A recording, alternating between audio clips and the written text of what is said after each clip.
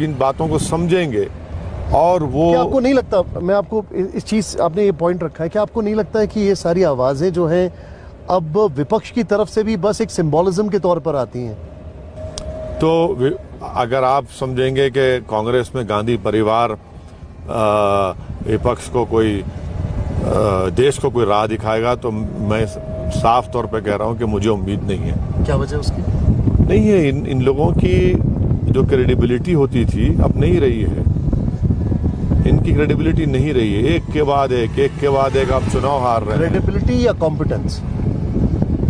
देखिए, कॉम्पिटेंस नहीं रहने से तो क्रेडिबिलिटी क्वेश्चन में आती है ना आपकी। नहीं तो फिर आपको, क्या आप ये कहना चाह रहे हैं कि कांग्रेस के बजाय अब देश को एक दूसरा बीजेपी के सामने ऑल्टरनेटिव ढूंढना पड़ेगा? यकीनन पैदा होगा। जिंदगी में कभी वैक्यूम नहीं रहता, ये कुदरत का निजाम लेकिन क्या कांग्रेस की वो स्टेज आ चुकी है कि अब एक ऑल्टरनेट देश को ढूंढना पड़ेगा? खुद ब खुद देश ढूंढ लेगा। इतना बड़ा देश है, कोई वैक्यूम नहीं रहेगा इस देश में, कभी वैक्यूम नहीं रहेगा। ये बहुत 130 करोड़ का देश है। अगर कोई समझ रहा है कि हम किसी एक पार्टी के मोहताज हैं, भाई मैं इस दुनिया में आया हूं, मैं चला जाऊंगा। अल्लाह का निज़ाम ये कि अल्लाह मुझसे बेहतर किसी को पैदा कर देगा। तो मगर ये एक बहुत बड़ा एक इशू है। लोग इसको गहराई से देख रहे हैं और महसूस भी कर रहे हैं। एक के बाद एक आप चुनाव हारते जा रहे हैं, तो फिर जाहिर है एक वक्त आएगा जब लोग बोलेंगे कि भाई अब हमको नए तरीके से, नए सिरे से भाजपा का मुकाबला करना पड़ेगा। एक, क्योंकि 75वीं वर्षगांठ है और हम बात कर रहे हैं नेशनलिज्म की, तो आपने अभी एक ऐसा पॉइंट टच किया है जो कि मुझे थोड़ा सा इस देश के लिहाज से थोड़ा सा सेंटिमेंटल करता है। ऑन द अदर साइड, मेरा किसी पार्टी के प्रति बायस नहीं है, लेकिन देश की सबसे पुरानी पार्टी, एक ज़माने में सबसे बड़ी पार्टी, उसके डाउनफॉल या उसका, अगर आप जो बोल रहे हैं उसके ख़त्म होने के पीछे की वजह आप क्या देख रहे हैं? What are the 3 main reasons आपको लगते हैं? देखिए, मैं तो इतना बड़ा क्या बोलना चाहिए, पॉलिटिशियन नहीं हूँ, ना कोई ओपिनियन तज्जिया निगार हूँ कि उसका पूरा डाइसेक्ट कर सकूँ। मगर जहाँ तक मुझे जो पॉलिटिक्स मैंने अपने बुजुर्गों के पैरों के पास बैठकर सीखी और आज भी उनसे सुनता हूँ, वो ये है कि जिस दिन आपका आम आवाम से, जनता से आपका कनेक्शन कमज़ोर हो जाएगा, तो फिर आपकी खैर नहीं है। जब तक आपका राबिता रहेगा, कनेक्ट रहेगा आवाम से, आप उनकी बात को समझेंगे, आप उनसे मुलाकात करते रहेंगे, आप उनके अच्छे और बुरे में जाते रहेंगे, आप उनकी ज़बान में बात करेंगे, आप उनके तकालीफ को, उनके इश्यूज़ को उठाएंगे, तो यकीनन आप रिलेवेंट रहेंगे पॉलिटिक्स में। मैं वैसे साहब थोड़ा सा आपको उस तरफ दिखा रहा हूँ, BRO at your service, pride of the nation, hope you enjoyed the ride. क्या खूबसूरत वहाँ पर एक लाइन लिखी हुई है, और ये ठीक बगल में इंडस जो नदी है, जो इस देश का ओरिजिन है, वो यहाँ पर हमारे बगल में बह रही है।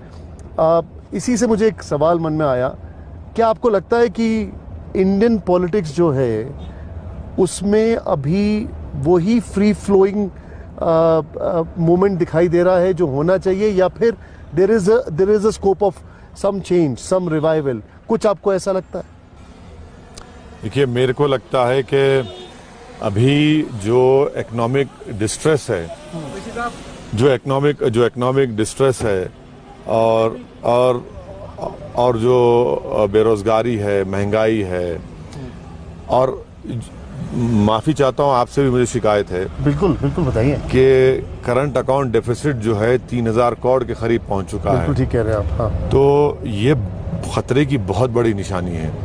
हमारे जो रेमिटेंस आते थे बाहर से नहीं भी जा रहे हैं, और हमारा फॉरेन एक्सचेंज रिजर्व ठीक है, अभी अच्छे हैं, मगर गिरते जा रहे हैं।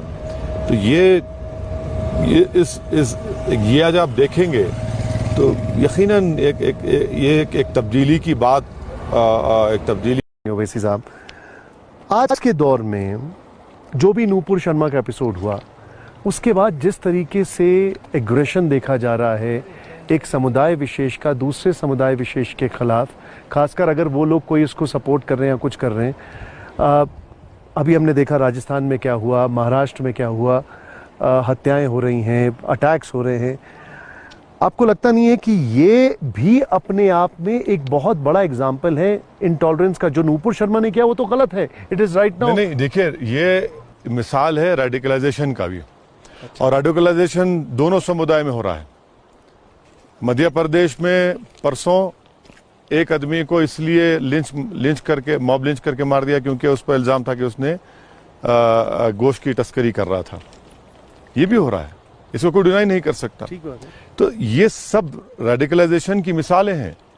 और रेडिकलाइजेशन को कंट्रोल कैसे करते हैं आप? भाषण से या मेरे बोलने से रेडिकलाइजेशन कंट्रोल होगा रूल ऑफ लॉ के इम्प्लीमेंटेशन से। आप रूल ऑफ लॉ को कानून को इम्प्लीमेंट करिए।